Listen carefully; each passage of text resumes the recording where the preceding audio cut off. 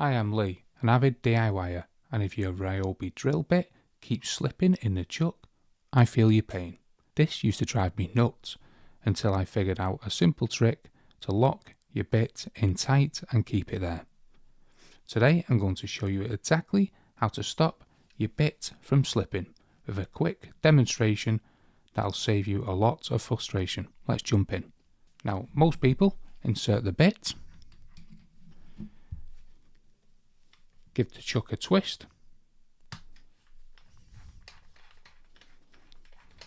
pull the trigger. You think the bit is now in place, but the bit starts slipping under pressure, right? Here's the trick. Don't rely on the drill's motor to tighten the chuck.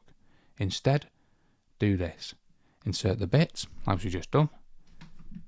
Hold the chuck collar, the back ring here, without pulling the actual trigger. Rotate it clockwise. Feel it get snug, and finally give it a final twist to secure it in place.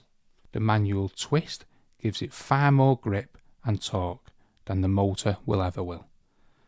And just like that, no more slipping. To remove the bit, do the opposite. Hold the chuck collar, twist it counterclockwise by hand. There you go. Before you start working, always give the chuck a tighten by hand.